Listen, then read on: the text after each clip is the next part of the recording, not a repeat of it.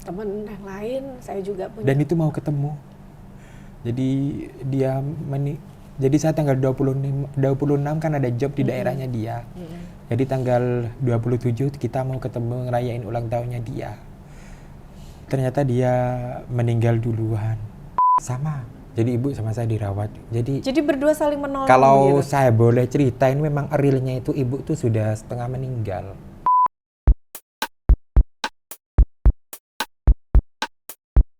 Halo, Assalamualaikum warahmatullahi wabarakatuh. Bertemu lagi dengan saya Zainab Zuraida. Kali ini dalam acara Zaizura Podcast. Gimana kabarnya para penebar bahagia yang ada di rumah? Kali ini saya kedatangan tamu yang begitu spesial dan beberapa kali jumpa dengan saya dan akhirnya menyentuh wajah saya. Siapa? Kah dia yang berani menyentuh wajah saya? Tara! Beliau adalah Mas Eko. Mas Eko sudah negatif kan? Alhamdulillah sudah Alhamdulillah. negatif. Tes terakhir adalah sudah negatif. Nah, kali ini Mas Eko akan menceritakan bagaimana kisahnya beliau pada saat terpapar COVID-19. Sebelumnya kita mengulas dulu ya bahwa beliau bisa menjadi seorang MUA seperti ini. Bagaimana sih kisahnya Mas? Tapi terlebih dahulu kenalkan namanya siapa, statusnya apa, nomor rekeningnya berapa. Lengkap ya. Iya. Biar enak transfernya. Nah, siapa tahu ada para pemirsa penebar bahagia yang mau membagi rupiahnya bersama kita.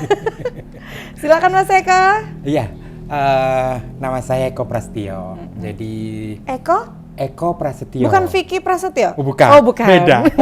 Halo. Jadi saya lulusan sarjana pendidikan sekolah dasar. Oh. Jadi sebelum MUA ada pekerjaan lain. Bener nih? Bener. Story real ya. Oke, real. Seorang Eko gitu ya. Oke. Jadi sebelum job yang saat ini saya tekuni, ada job-job lain hingga membawa saya ke job yang saat ini. Iya. Job apa sih? Dulu Mas Eko sekolah di mana? Biar para pemirsa penebar bahagia ini di rumah tahu sekolahnya di mana sih, bisa menjadi sosok seorang MUA dan sekarang yang bisa notabene dibilang cukup lumayan berkarirnya cukup oke lah kan begitu di Kabupaten Bangkalan kan begitu ya. Nah, ceritain deh sekolahnya di mana sih dulu. Jadi biar orang-orang yang ada di alumninya Mas itu biar terinspirasi nih, biar menjadi sosok seorang Eko. Nah, kalau untuk sekolah MUA-nya itu awal pertama itu sebelum MUA deh, sebelum sekolah MUA. Waktu SD di mana? Oh, SD. Dari di SD mana? ini ya? Apa dari TK ya? Gimana? Dari TK ya? Boleh. Karena bener, pernah TK? Kelahiran tahun berapa sih? Kelahiran tahun 88. 88. Jadi 3 bersaudara itu hanya saya sendiri yang sekolahnya itu dari TK hingga perguruan tinggi. Asli mana sih Mas Eko? Kalau aslinya Bangkalan, cuman sempat dibesarkan di Solo, di daerahnya Pak Jokowi sana. terus gitu ya. Jadi TK-nya itu saya di TK Muhammadiyah Solo. Oh, di Solo. Terus. Kemudian SD kelas 1 saya ada di SDN Muhammadiyah 1 Klaten. Oh, jauh loh guys. Jauh. Terus. Kemudian kelas 2 saya pindah ke Bangkalan. Kelas 2 SD saya diterima di SDN favorit ketika itu. Wow. Jadi nggak sembarangan orang bisa masuk. Itu? Nggak sembarangan orang. Iya. SD apa itu namanya? SDN Pejagaan 5. SDN Bangkalan. Pejagaan 5 Bangkalan. Jadi kita itu tahun berapa? 96 kalau nggak salah. Oke. Merupakan salah satu SD favorit di Bangkalan. Pejagaan 5 ya? Iya, Pejagaan 5. SMP-nya saya SMP 5 Bangkalan. SLTA kalau nggak salah waktu itu namanya. SLTA itu sekolah? Sekolah SLTA, sekolah lupa. Lanjutan tingkat atas? Iya, SLTA. SMA dong? SLTP ya? SLTP ya, SLTP. Belum SMP masih. Oke, ya, masih SLTP. Oke, terus? Kemudian SMA-nya SMA 3. Wow, Bangkalan juga. Bangkalan juga. Nah, akhirnya menempuh pendidikan sarjananya di? Belum. Oh, belum. Masih ngapain itu? Lulus SMA, belum lulus SMA itu lulus bulan Mei, itu bulan Maret sudah ngajar di SD. Sebentar. Belum lulus SMA. Jadi SMA kelas 3 ujian. Ini kan ujian kelulusan itu biasanya jangkanya 2 bulan. 1 bulan setengah kalau nggak salah, lupa sih, sudah 14 tahun yang lalu. Itu saya sudah ngajar di SD. Guru apa? Guru SD. Guru SD. Kelas 1 waktu itu. Waktu itu ngajar di sekolah mana? SDN Buduran 1 Arosbaya Air Mata. Persis di jalannya Air Mata itu. Jadi sebelum lulus SMA sudah mendedikasikan diri untuk menjadi pengajar di sekolah SD di Arosbaya. Iya, betul. Di Desa Buduran. Wow, terus habis itu? Baru 3 tahun mengajar di SD karena ada peraturan bahwa yang menjadi guru SD itu harus lulusan sarjana dan linier. Jadi harus lulusan sarjana sekolah dasar. Akhirnya saya sekolah. Akhirnya sekolah, berarti karena tinggi. mengajar ini. Iya. Oke, berarti sebelumnya belum nih? Belum ambil jenjang universitas nih atau tingkat sekolah tingkat atas. Berarti karena kebutuhan peraturan atau legalitas untuk melanjutkan menjadi pendidik harus ada syaratnya ini, iya, gitu. Betul. Wow, jadi akhirnya mau nggak mau termotivasi untuk ngambil sarjana pendidikan sekolah dasar. Betul. Nah, setelah itu? Setelah itu lulus. Itu tetap ngajar ya, sambil kuliah tetap ngajar. Jadi sambil kuliah, ngajar, kemudian kerja juga, sambilan. Ceritain dong kisahnya pada para pemirsa penebar bahagia yang ada di rumah. Kira-kira apa yang paling unik pengalaman pada masa sekolah SMA tiba-tiba mengajar? Pengalaman itu dulu deh yang dibagi. Gimana? Apa itu? Yang unik aja. Yang unik. Sedih dan seneng deh. Kan unik ada macam-macam nih. Pada saat dirimu sekolah SMA tapi kamu harus mengajar. Nah, itu apa? Sudah mulai mengajar? Iya. Apa rasanya? Kan usianya usia bermain tuh. Masih kalau anak-anak muda pada umumnya kan kongko sana kongko sini dan jauh dari praktek untuk sekiranya memberikan edukasi kepada anak-anak di bawah usianya. Gimana? Ada. Apa? Gimana ada. Ceritain. Jadi pingin tahu nih. Berbagi pengalaman deh. Berbagi pengalaman ya. Okay. Sebetulnya saya itu bukan terlahir dari keluarga yang mampu. Jadi bagi saya itu bekerja itu menjadi prioritas utama untuk melanjutkan hidup, seperti itulah istilahnya. Sehingga pada waktu sekolah SMA, sebelum lulus pun saya sudah mulai bekerja. Itu sedihnya sampai saat ini saya belum pernah merasakan kenakalan remaja. Sedihnya di situ. Bukan berarti kenakalan remaja itu tanda kutip ya. Gimana? Jadi saya nggak sebebas teman-teman saya yang lain. Pergi ke barat, pergi ke timur, waduh. sampai jam 12 malam. Berarti tidak mengalami itu ya? Saya tidak mengalami. Jadi mungkin penyesalan saya, sedihnya saya, ruginya saya tidak mengalami itu. Seharusnya sih mengalami sebenarnya sebentar. Seharusnya. Tapi karena keadaan ekonomi yang membuat saya pada siang harinya bekerja sampai malam, capek harus istirahat. Karena besoknya udah mulai job lagi. Itu dukanya tidak mengalami masa bahagia atau pengalaman saat remaja yang benar-benar yang bisa ke barat ke timur katanya Mas Eko tadi. Kan biasanya seperti itu kan. Berarti kalau nggak ke barat, nggak ke timur, ke selatan dan ke utara dong. Iya. Ke selatan kerja, ke utara kerja. Terus. Kalau sukanya sih gimana ya?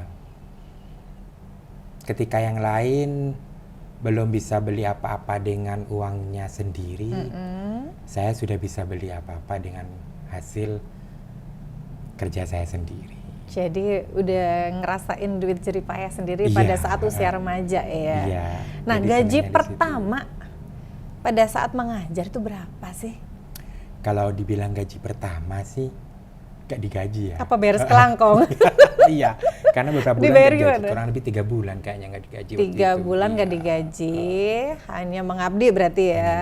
Di- Terus terus gaji pertama itu kalau setelah 3 bulan gaji pertama itu seingat saya 150 dan itu cukup besar di tahun 2007. 150.000 150.000 bagi seorang itu. guru yang masih belum Apa-apa, belum iya, apa-apa belum ya, tahu belum apa-apa mempunyai istilahnya, sertifikat kelulusan sarjana pendidikan. Betul, itu udah cukup besar. Udah. Tapi saya harus ke mana? Ke Arosbaya. Jadi kurang lebih 35 kilo. Berarti uang bensinnya habis berapa dalam satu? Selesai. Selesai dengan uang bensin. Beda uang makan ya. Akhirnya tetap mencari penghasilan di luar Ah, itu. Akhirnya harus mencari job lain. Iya, Karena apa aja sih pengalaman waktu remaja selain mengajar tadi? Kerjaan apa? banyak sih. Enggak banyak sih, cuma 2. Jadi pagi saya ngajar. Terus Kemudian sorenya saya kerja di salah satu toko besar di Kota Bangkalan, toko stationery. Jadi alat-alat tulis. Kemudian sambil lalu jualan. jualan apa? Ini nih sudah jadi pengajar, pendidik, terus habis gitu berjualan. Iya, Dan jualan. harus kerja di toko stationery Stationery. atau alat-alat tulis di Kabupaten Bangkalan, Iya. di kota ya, di Kota Bangkalan. Berarti ada 3 poin di sini yang memang menjadi pendidik, menjadi pegawai, dan akhirnya menjadi entrepreneur, kerja yang lain. Iya. Nah, selanjutnya habis gitu sekolah mengemban sarjana pendidikan. Iya. Nah, terus apa pada saat sekolah, harus sekolah sendiri, terus harus mengajar, suka dukanya apa sih? Kan kita sekolah tuh, Iya. mungkin beda dengan pengalaman saya yang akhirnya kita harus kuliah dengan tugas abrek, tapi masih bisa berkawan. Nah, dirimu? Nggak bisa. Nggak Nggak bisa. ada. Jadi ketika SMA pun saya sudah tidak bisa bermain-main dan lulus SMA ditambah dengan padatnya jadwal yang isinya kerja pun tambah nggak bisa. Tapi masih punya teman kuliah kan? Masih punya teman-teman rumah masih, kan? iya. Paling ada kalau main, kalau orang lain, teman-teman remaja lainnya 1 minggu 2 kali 3 kali, saya 1 tahun 2 kali paling. Oke. 1 tahun 2 kali memang, kumpul-kumpul itu memang jarang. Jadi untuk saya itu isinya cuma kerja karena memang bangun malam, masak untuk dijual besok di sekolah. Kemudian masuk sekolah ngajar, istirahat sekolah juga jualan jaga kantin. Habis itu siang pulang dari sekolah. Berarti di dalam sekolah itu juga Anda berjualan juga? Iya, di koperasi. Pada waktu di kantin koperasi, sekolah. pada waktu jam istirahat? Jam istirahat. Berarti multi ini ya? Multi talent ya? Jadi isinya ngajar terus jualan iya, gitu? isinya udah apa namanya ya, job semuanya gitu. Oke. Pulang Yang dari- penting di pikirannya ini apa itu waktu itu? Duit Duit gimana bisa dapat duit dan bertahan. dan bertahan. Sebetulnya bukan untuk memperkaya diri, cuma Tapi untuk untuk apa? bertahan hidup. Bertahan hidup. Iya. Oke. Karena kan kita nggak ada yang istilahnya, saya punya orang tua pun juga tidak, istilahnya bukan anu ya. Semua orang tua pasti pingin, cuman kebetulan orang saya tidak menjamin masa depan saya. Jadi saya harus bisa bergerak sendiri. Tangguh untuk diri sendiri dan bisa menyelesaikan masalah Iya, diri sendiri. betul. Seperti itu. Wow, para penebar bahagia di rumah, lihat apa yang kita dengar kali ini dari Mas Eko, bahwa pengupayaan untuk pertahanan diri itu penting. Jadi berpikir baik, kita mengedukasi orang lain dengan baik, dan akhirnya berupaya untuk mengendalikan diri supaya menjadi baik, dan kita memberikan yang terbaik buat orang lain, kan begitu. Udah bisa ngasih orang tua pada saat usia berapa? Memberikan gaji pertama atau memberikan sesuatu kepada orang tua yang berharga itu waktu kerja apa? Kalau saya setiap ada pekerjaan yang pertama pasti hasil uangnya langsung masuk ke orang tua untuk yang pertama. Aja memang kayak jadi guru, gaji pertama langsung masuk orang tua, jualan, hasil untung yang pertama juga masuk orang tua.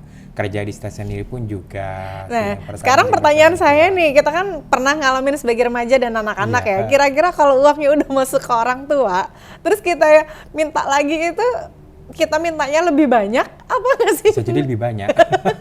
Bisa jadi lebih banyak, bisa jadi lebih banyak. Iya ya, kan kebutuhan anak nih. Iya, kan waktu itu barengan sama kuliah. Ya, tapi masih bisa menghasilkan uang sendiri kan? Iya, setidaknya membantu orang tua. Setidaknya, oke. Jadi bisa memberikan pada saat mungkin orang tua pas lagi butuh, atau kita bisa meringankan bebannya, akhirnya bisa bertahan di kemudian hari tanpa meminta orang tua, dan akhirnya bisa memberi terus gitu ya Mas Eko. Oke.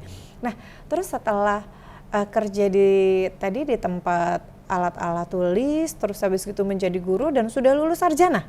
Ngapain itu? Tahun berapa lulusnya kira-kira? Terus lulus ngapain sarjana itu? tahun 2014. Nah, perubahan apa yang setelah kan ini sudah ada sarjana nih. Terus jadi apa lagi nih? Tetap jadi guru waktu itu sama segala. Terus 2012 itu saya berhenti di stationery. Jadi 2012 terus 2012 berhenti, kemudian saya mengembangkan sayap di beberapa usaha. Alhamdulillah tahun 2014 Desember kalau tidak salah itu saya sendiri sudah merasa berhasil karena di usia saya yang baru 24 tahun menurut saya sudah jadi miliarder. Wow. Waktu itu jadi hasil dari segala keuntungan itu membuat saya memiliki beberapa uang yang nominalnya mungkin tidak pernah saya pikirkan sebelumnya. Terus bagaimana dengan Mas Eko untuk menjadi sosok seorang entrepreneur yang pada masa di zamannya pada waktu dulu nih, kan entrepreneur belum tumbuh seperti sekarang nih.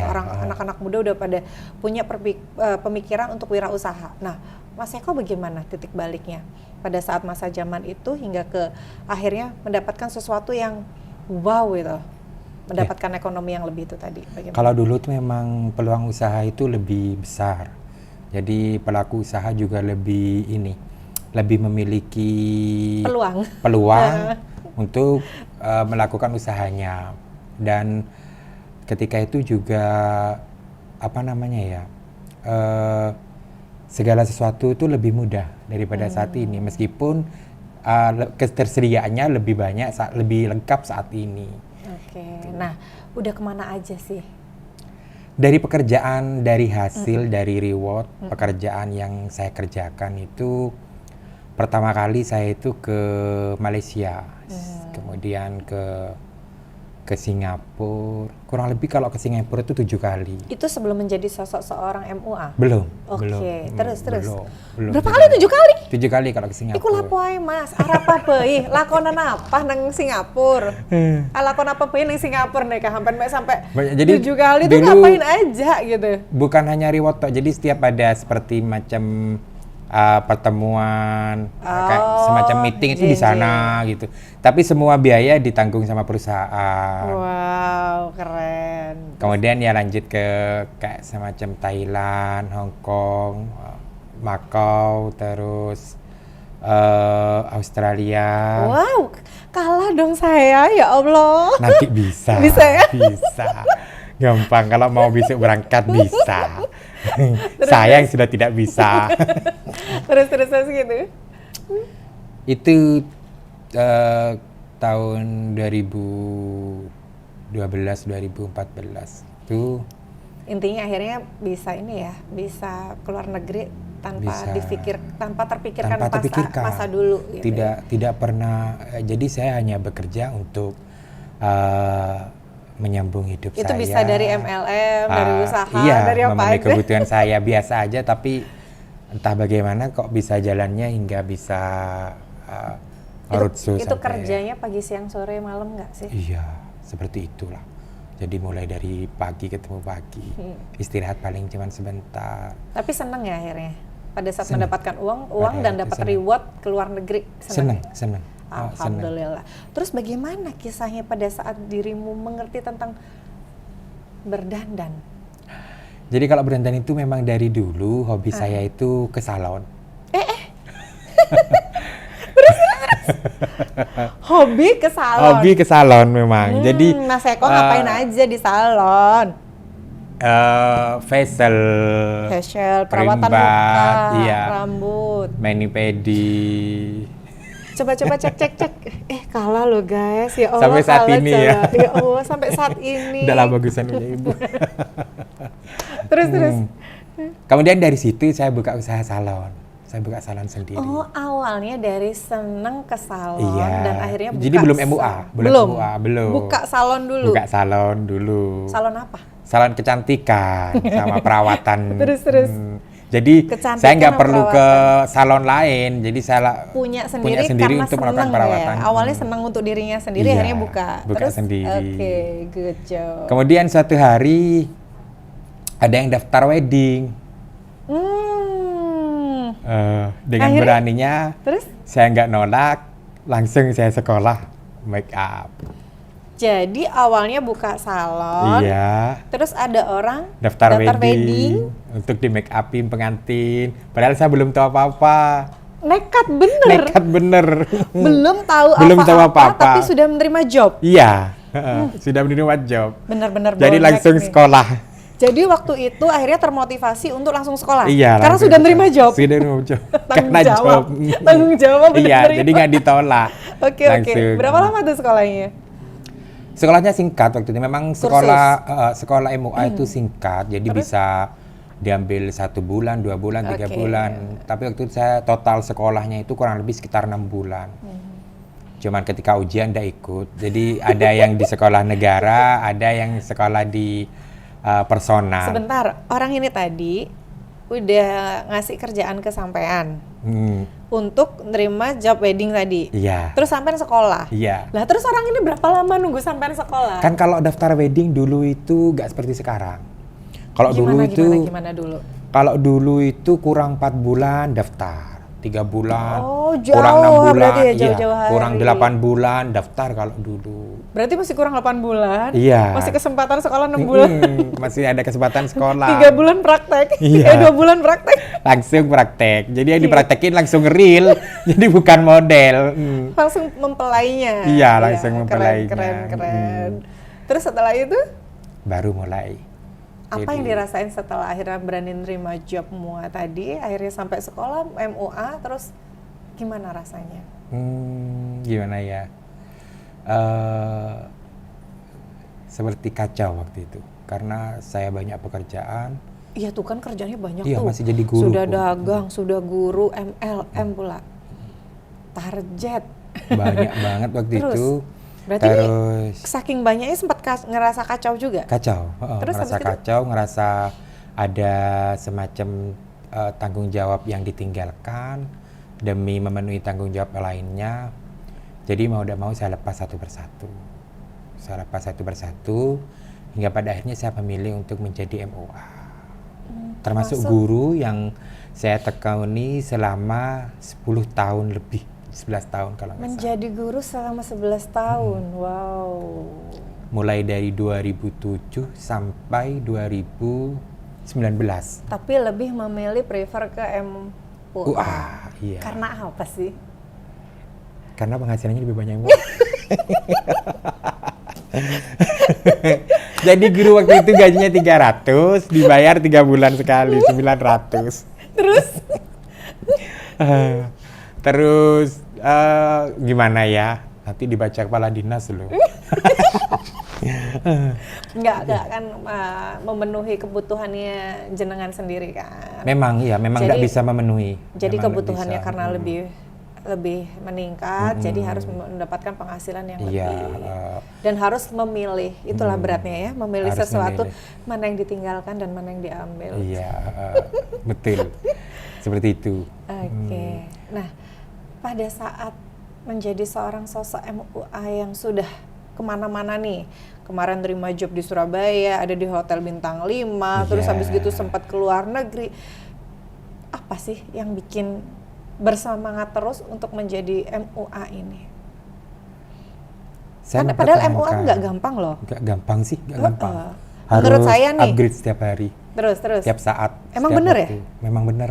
Oke. Dan upgrade pun juga harus pakai uang, harus pakai waktu. Berarti sekap pindah ya? Iya, Semuanya. Uang, semuanya, uang dan waktu. Waktu.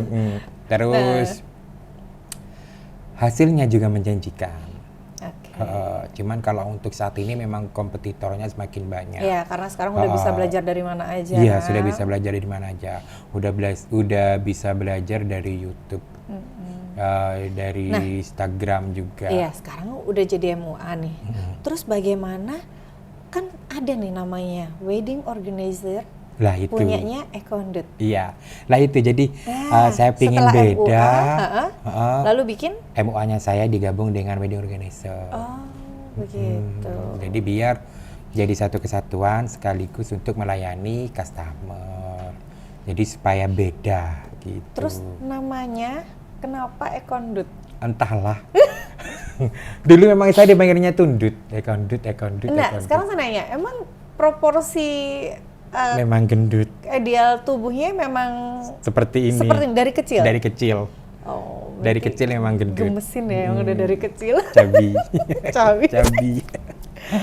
Terus bagaimana Akhirnya- pengupayaan Mas Eko untuk bisa bertahan di dunia industri WO ini? Kan nggak mudah. Sekarang mudah. orang bisa belajar, kata Mas Eko tadi, belajar di Instagram, Nggak belajar mudah. di YouTube, belajar di medsos-medsos yang lain. Bahkan mungkin asisten-asisten kita atau orang yang pernah bersama kita akhirnya membuka sendiri. Banyak. Bagaimana menghadapi itu? Eh, Untuk Kembali lagi. Ya, gimana? Kembali lagi saya ke ini, ke rezeki tidak akan tertukar.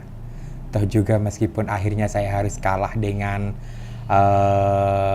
murid saya sebelumnya mungkin atau pesaing saya, memang sudah saatnya. Jadi saya lebih harus menerima gitu. Terus bagaimana sih melayani customer yang super duper permintaannya banyak dengan budget minimal?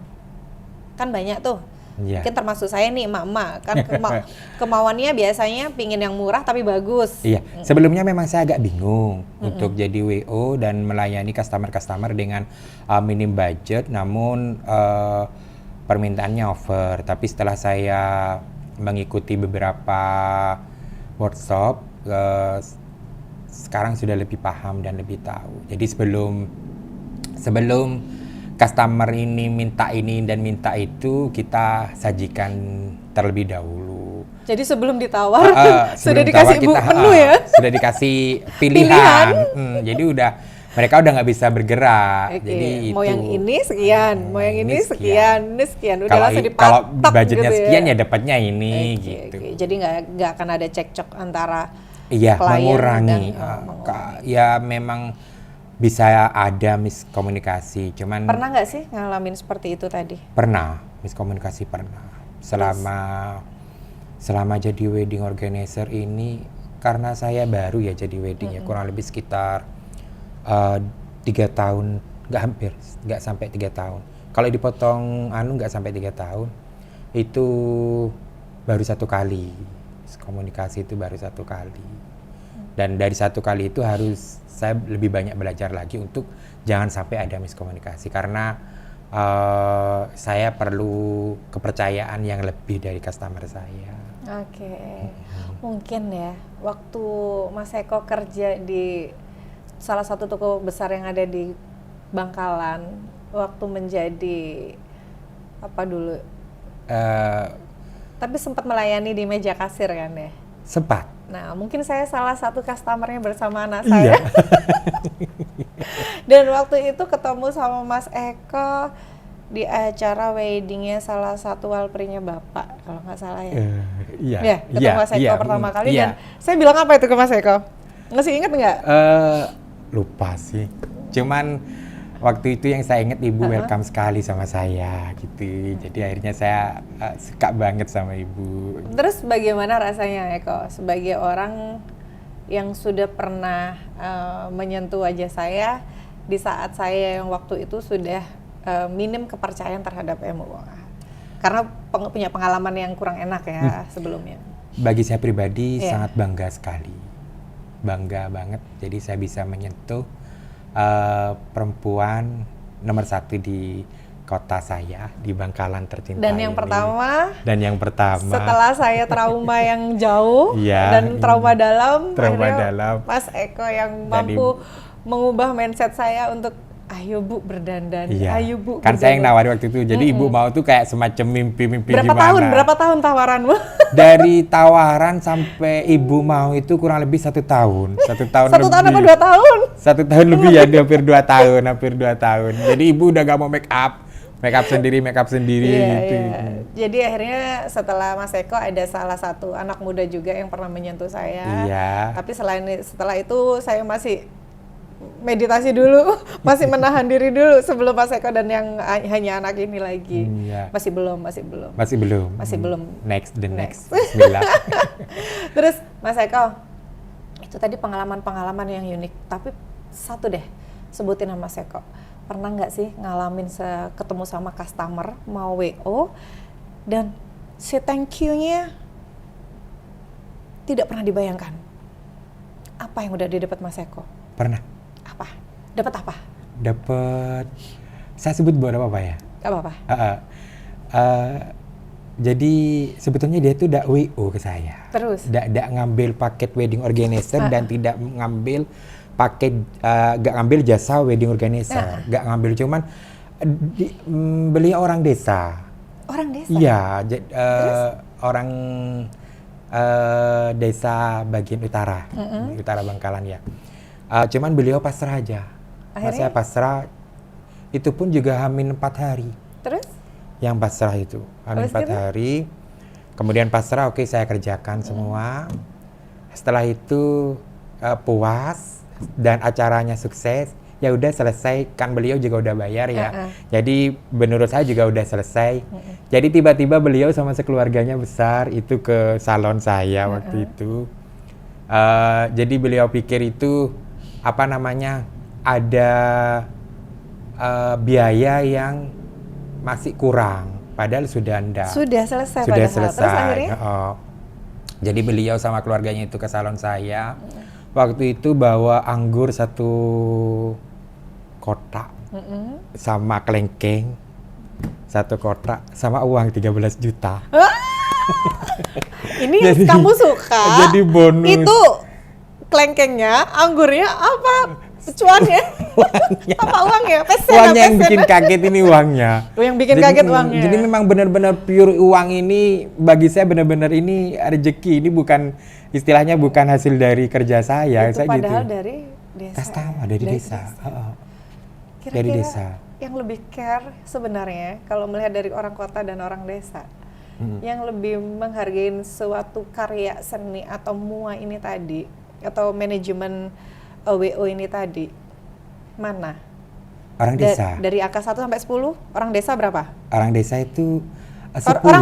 Orang desa 10? 10 orang desa. Tidak ada 9 orang desa. Jadi jarang orang desa itu tidak menghargai MUA. Jadi MUA itu bagi orang desa itu seorang apa ya? Apa artis, apa gimana gitu. Jadi kalau ketika MUA-nya datang itu heboh. Dan langsung disiapkan makanan. Itu yang saya suka. Jadi kita belum kerja nih, belum apa-apa. Mereka udah bawa-bawa kadang ke salon. Udah disuguhin makanan. Udah disuguhin makanan ke salon. Dan kita pas hari H kita start job, nyampe rumahnya itu sudah makanan duluan. Iya, pantes. Baru saya sadar sekarang. Kenapa Anda bertahan menjadi MUA dan WO? Sebelum kita kerja aja udah terfasilitasi makanan yang wah. Kerja disuguhin makanan juga. Pas lagi kerja, setelahnya juga. Pulangnya juga. Berarti banggalah jadi orang desa ya. Barakallah jadi orang desa. Barakallah, Okay. barakallah. Nah, terus pada saat 2 tahun terakhir ini kita kan ngalamin yang namanya pandemi COVID. Iya. Nah, saya dengar kemarin Mas Eko juga terpapar. Akhirnya positif, confirm kena COVID. Kena. Nah, Alhamdulillah kena. Alhamdulillah. Alhamdulillah Berarti sudah kena. tahu mengalami itu. Gimana sih rasanya terkena atau terpapar? Biar para penebar bahagia yang ada di rumah mengetahui. Jadi yang misalnya punya size atau ukuran seperti Mas Eko dan harus terkadang kan seperti Mas Eko juga punya keluhan-keluhan yang lain atau bagaimana? Coba ceritain dari riwayat kesehatannya bagaimana pada saat kena COVID itu seperti apa sih? Kalau Riwayat kesehatannya riwayat nih, sakit-sakit kesehatannya apa dari dulu? awal. Jadi biar tahu Jadi kita mau kalau ngapain gitu. penyakit bawaan saya itu kolesterol sama asam urat. Tapi nggak bilang lapar kan? Kalau lapar itu udah penyakit semua orang. Terus. Itu bawaan. Jadi setiap Kolesterol ya? kolesterol sama asam urat itu memang Udah sepaket ya, kayak udah sepaket, gandengan kayak terus. gandengan terus. Kayak kalau habis makan enak dateng. Ya kan kamu lupa kalau habis makan enak. Terus gitu? Habis itu pertama kali saya merasa bahwa saya itu terkena COVID. Jadi sebelum saya itu terkena COVID, jadi awalnya masih sakit biasa. Atau sakit yang menurut saya ya sakit seperti biasa lah. Terus? Apalagi pada saat itu musimnya memang pancaroba, jadi kena angin sedikit sudah. Ya peralihan iklim Iya, ya. peralihan iklim, Terus? jadi udah sakit. Sudah peralihan, terus kena ini. Iya. Kira-kira Mas Eko sadar nggak kenanya di mana atau seperti Sadar. apa kronologisnya? Jadi ada satu daerah yang waktu itu muncul diduga menjadi salah satu tempat tersebarnya atau datangnya COVID. Nah, itu saya sebutkan tanggal ya Bapak. Nggak apa-apa. Tanggal 26 Mei saya kerja, ada job di situ. Terus? Kemudian tanggal 28 saya mulai gak enak badan. Apa itu gejalanya? Selain gak enak badan? Biasa, cuman gak enak badan biasa aja. Hingga pada akhirnya saya kehilangan indera penciuman. Ya, pneumonia. Karena sebelum, jadi info COVID ini kan datangnya dari arah mana saja. Jadi Ya. semua Di medsos juga lagi iya, gencar. kemudian di WA juga, grup-grup tuh. grup-grup juga bicarain itu.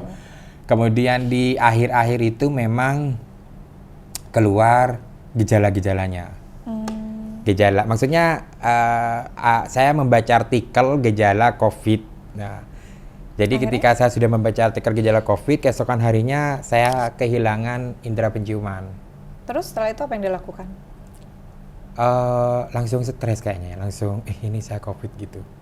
Habis itu langsung keesokan harinya gejala lainnya menyusul, seperti kehilangan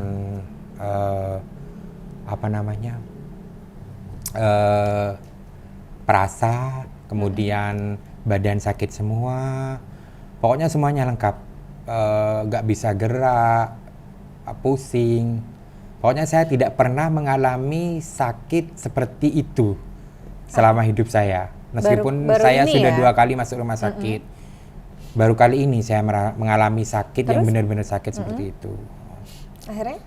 Akhirnya memang karena ketika saya sakit itu, memang saya kalau sakit biasa diinfus di rumah. Jadi saya memang penanganan pertamanya di rumah. Tanggal 28, jadi saya bareng sama ibu saya. Saya 28 mulai sakit, ibu saya juga 29 mulai sakit. Jadi dengan kita gejala bareng. yang sama? Dengan gejala yang sama. Dengan gejala Berarti yang sama, sama-sama nggak ada indera penciuman dong? Indera Sama-sama perasa juga nggak nggak ada. ada? Sama-sama. Badan sakit semua juga? Sama. Berarti dirawat berdua di rumah? Sama. Cuman saya lebih duluan, jadi beda 2 hari. Tapi bedanya kan kalau ibu saya sudah tua, jadi beliau sudah umur 59 tahun dengan penyakit bawaan yang lebih parah daripada saya. Jadi proses penyembuhannya agak lama. Dan ketika saya drop itu kan memang rumah sakit kita penuh dan lagi takut-takutnya masuk rumah sakit. Jadi saya berusaha untuk merawat diri saya sendiri di rumah dengan bantuan ya teman-teman lah, semua sahabat, teman dekat, dibantu berupa makanan, kemudian juga berupa obat-obatan, juga sama ibu saya juga. Terus tahu COVID dari mana? Jadi selama saya sakit memang saya sengaja tidak swab. Terus? Karena saya yakin pasti hasilnya positif. Jadi saya tahu bahwa itu saya putuskan COVID, ibu saya juga saya putuskan COVID, saya memang sengaja nggak swab, nggak cek Karena saya khawatir kalau ibu saya dicek dan tahu beliau akan mengalami stres yang sama kayak saya.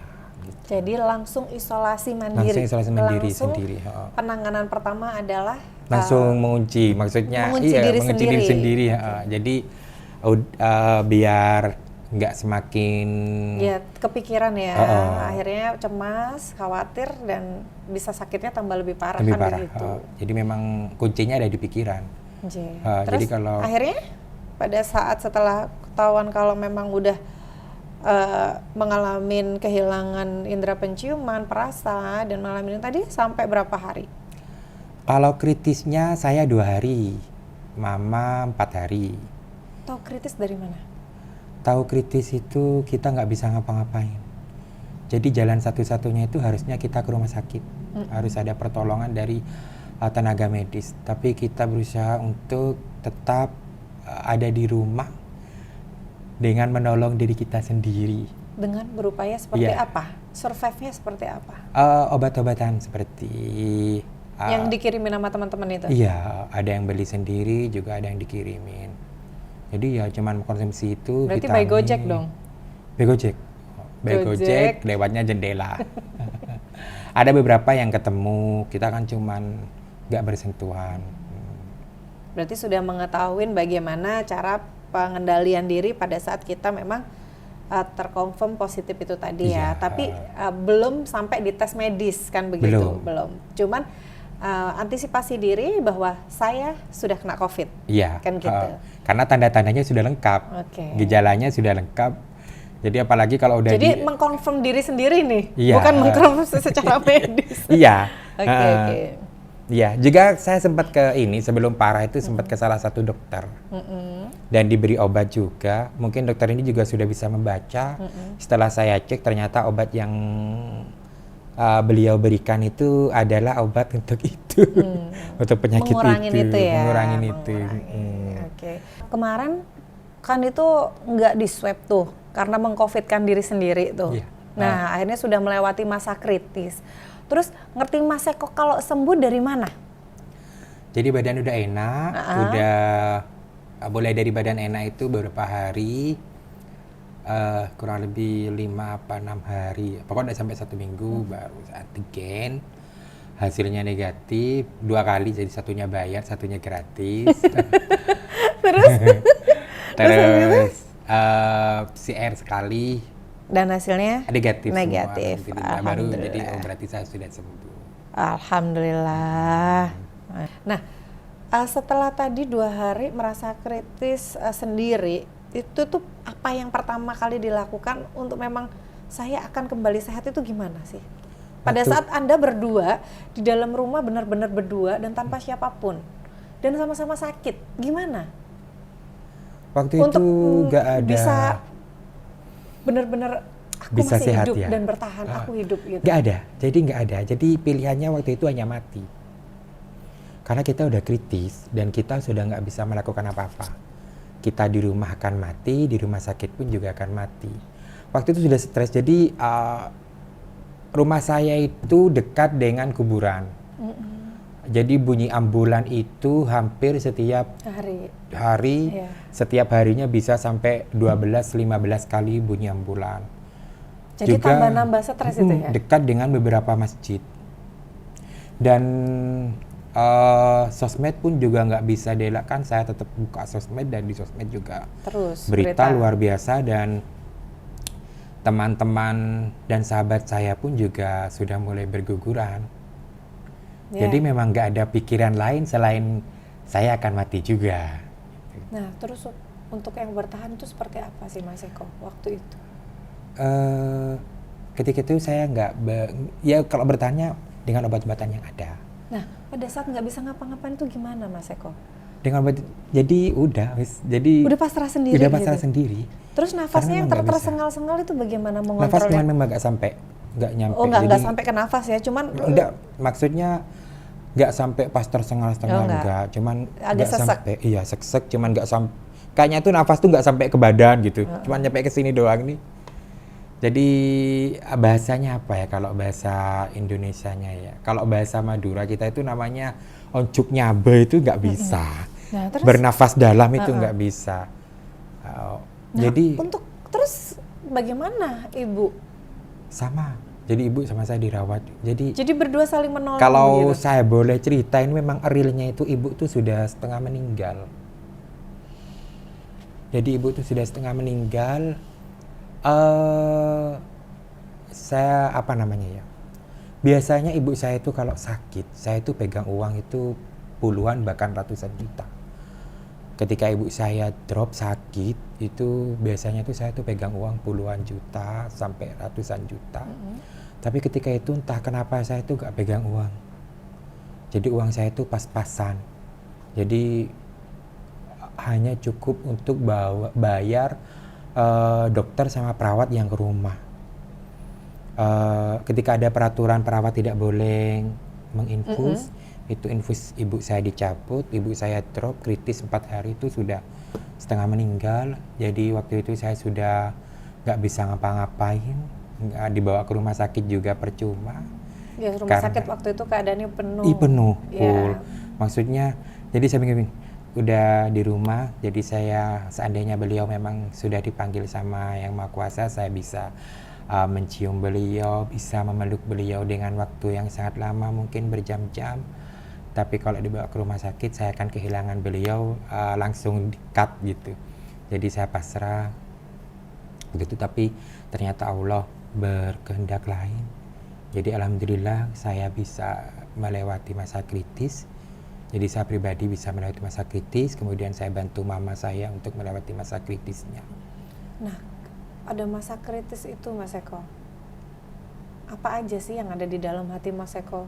Doa apa aja sih yang dipanjatkan sama Allah pada waktu itu? Luar biasa, luar biasa. Saya cuman mikirnya tuh gini, karena banyak teman saya yang sehat tapi meninggal, jadi saya jadi gak kuat. Karena memang saya luar biasa, dapatnya itu luar biasa. Saya semacam, ini kamu dapat kesempatan hidup. Karena yang meninggal, dia ingin hidup lagi hanya untuk melakukan hal-hal yang soleh. Ini kamu diberi kesempatan hidup, dan alhamdulillah saya sampai detik ini selalu baca Al-Quran. Yang saya dapatkan itu. Jadi saya nggak mau meninggalkan Al-Quran. Mau tidak mau suatu saat saya akan juga meninggal. Tapi setidaknya saya sama Allah diberi kesempatan untuk membawa bekal yang cukup. Jadi saya merasa saya beruntung, ibu saya beruntung, kita masih diberi kesempatan untuk membawa amal baik yang cukup untuk menghadap Sang Maha Kuasa. Jadi hasil dari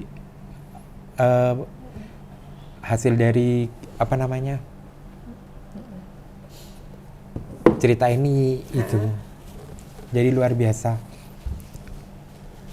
Ya, intinya saya juga pernah lihat statusnya, ada kisah temannya Mas Eko juga dalam keadaan hamil meninggal. Iya. Teman yang lain saya juga punya. Dan itu mau ketemu.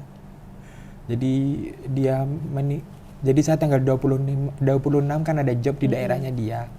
Jadi tanggal 27 kita mau ketemu ngerayain ulang tahunnya dia. Ternyata dia meninggal duluan. Nah, saya nggak bisa ngebayangin. Mungkin saya mungkin juga udah melewatin itu, tapi saya nggak tahu. Mungkin bisa jadi itu terjadi sama saya. Iya. Karena COVID ini ada. Ada. Benar-benar ada. Dan jika bagi Anda yang tidak mempercayain, kita ngalamin kan seperti itu ya. Terlebih Mas Eko yang ngalamin. Untuk bertahan supaya melewati masa kritis yang tanpa ada siapapun. Dan hanya tenaga kesehatan yang hanya datang pada waktu itu dan harus kembali pulang dan harus berusaha bertahan sendiri. Kan seperti itu. 2 hari masa kritis. Sekarang sudah boleh bisa melewati. Dan apa yang mau dibilang Mas Eko kepada para pemirsa penebar bahagia yang ada di rumah tentang COVID ini, bagi yang tidak percaya dan bagi yang percaya dan bagi yang belum terpapar seperti apa? COVID ini ada. Jadi corona ini benar-benar ada. Dan bagi yang sudah terpapar berhasil sembuh, saya katakan berhasil sembuh, karena untuk sembuh itu ada pada diri kita sendiri. Untuk benar-benar bisa sembuh itu anugerah dari Allah. Kita diberikan kesempatan hidup, seharusnya kita mati. Karena kalau kita melihat contoh yang lainnya, kita mati harusnya. Tapi kita diberikan kesempatan hidup, maka kita harus memperbaiki diri menjadi jauh lebih baik dari sebelumnya. Bagi yang belum terpapar, semoga jangan sampai terpapar dan tetap harus hati-hati. Dan bagi yang tidak percaya, cukuplah kamu saja yang tidak percaya. Tidak perlu mencari orang lain untuk sama-sama tidak percaya. Ya. Jadi jangan ngajak-ngajak ya. Iya, jangan Karena ngajak-ngajak. bagi orang-orang yang mengalami ini sangat menyakitkan, apalagi kehilangan orang-orang yang Luar kita biasa. sayangi. Dan bagi Karena sebelumnya juga saya tidak percaya. sebelumnya tidak Sebelumnya percaya. juga tidak percaya. Setelah mengalami Setelah mengalami baru percaya. dan akhirnya Allah masih memberikan kesempatan Iya. untuk kita memperbaiki diri dan tidak meremehkan apapun. Iya. Bukannya begitu ya Mas Eko? Iya. Sampai detik saat ini saya itu sama ibu saya selalu berdialog, mengucap syukur kita masih hidup. Alhamdulillah ya kita masih hidup. Selalu gitu, hampir setiap jam. Hampir setiap kita mau makan, mau minum, mau bersih-bersih rumah, mau gini, pokoknya sampai setiap gerak kita tuh alhamdulillah ya kita masih hidup. Karena memang harusnya kita mati, tapi kita masih diberikan kehidupan. Ya, masih diberikan kesempatan Masih untuk diberi memperbaiki kesempatan untuk diri. memperbaiki diri. Ya alhamdulillah Mas Eko, dengan perjuangannya Mas Eko seperti ini, ya alhamdulillah. Yuk kita sama-sama menata diri untuk menjadi lebih baik. Bagi kita dan bagi para pemirsa penebar bahagia yang ada di rumah, bahwa COVID itu pada dasarnya ada. Alangkah indahnya jika kita tidak meremehkan apapun. Entah itu manusia, entah itu makhluk Allah yang lainnya. Karena virus ini juga makhluknya Allah. Jadi oleh karena itu jangan sampai kita meninggal dalam keadaan yang sia-sia dan dalam keadaan tidak bahagia. Kata Mas Eko tadi, andaikan Allah menjemput pun kita dalam keadaan yang bahagia dan sudah bisa merawat orang tua. Iya kan Mas Eko? Iya. Ya oleh karena itu bagi para penebar bahagia yang ada di rumah, tentunya mari kita patuhi protokol kesehatan dan ingat tetap jaga iman kita bahwa Allah itu ada bersama kita.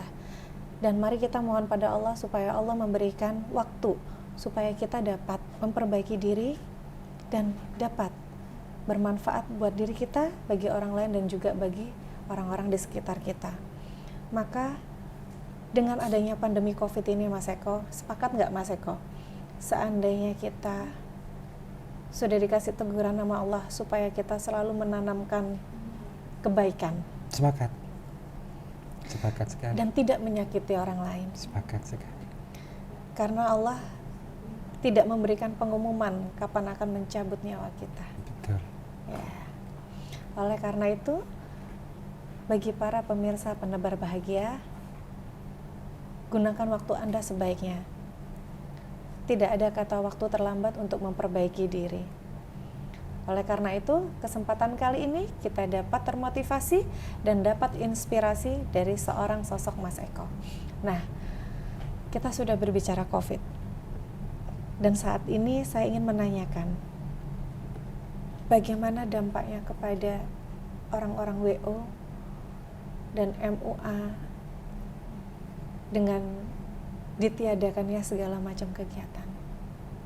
Dan apa yang dilakukan oleh Mas Eko untuk bertahan? Dampaknya sangat besar ya, karena kita memang bergerak di bidang event, jadi acara yang melibatkan banyak orang. Dan salah satu pencegahan dari COVID adalah mengurangi atau meninggalkan kerumunan, tidak diperbolehkannya kerumunan. Iya. Jadi memang kita udah nihil, nggak bisa ngadain acara. Mungkin bisa dibilang untuk bertahan hidup kita sudah mulai banting setir, mencoba-coba pekerjaan yang lainnya. Seperti itu untuk Tapi bukan berarti kita meninggalkan MUA dan wedding organizer, tidak. Karena saya percaya bahwa corona ini sifatnya sementara dan insya Allah akan berlalu. Saya yakin itu dan saya percaya itu. Oke. Dan pada dasarnya, pada hakikatnya, gimana perasaan Mas Eko pada saat sudah melewati masa kritis dengan tidak ada job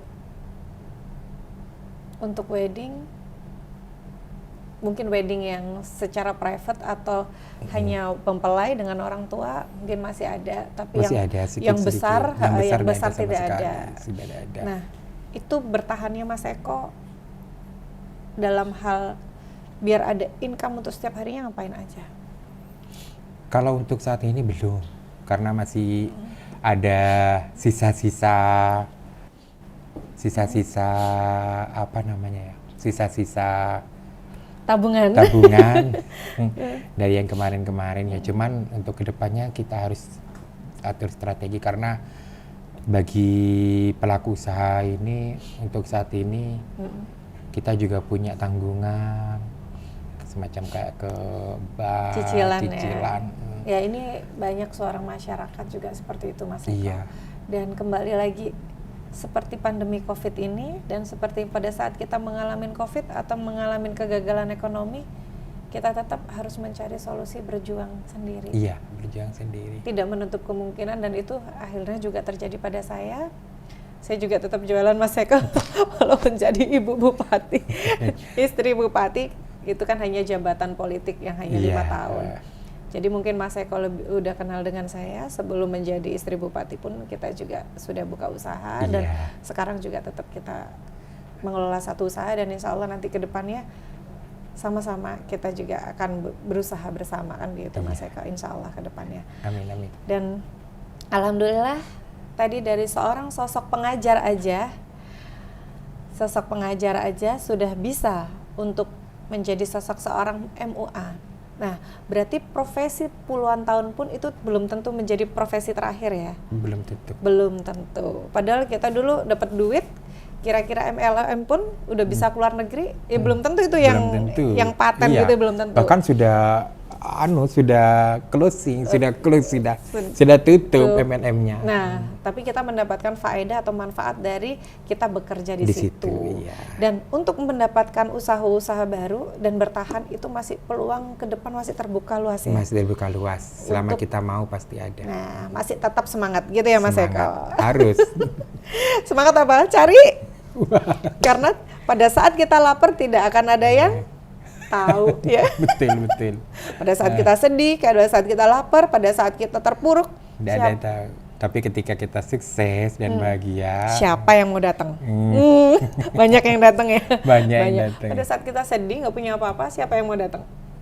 Ya. Hanya orang-orang tertentu hanya ya. Orang-orang tertentu yang saja. menerima kita kurang dan lebihnya. Iya. Ya semoga kita semuanya dikelilingi oleh orang-orang baik.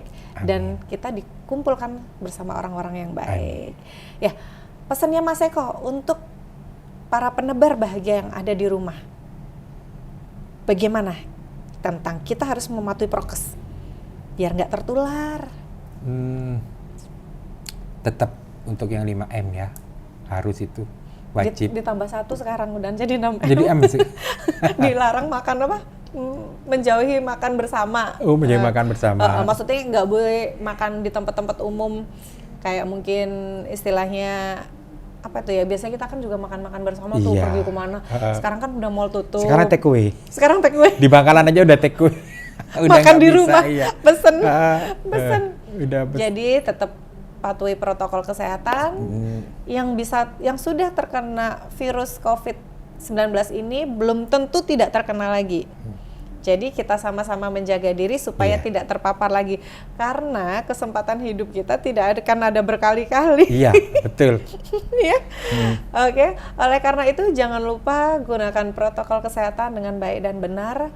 Dan jika engkau sudah mengalami yang namanya merasakan tidak enak badan, hilang penciuman dan hilang perasa, juga badan udah nyeri-nyeri satu tubuh, lebih baik obatin. Dan jika engkau dekat atau bisa pergi untuk ke tempat kesehatan, bertanyalah dan konsultasikan dirimu.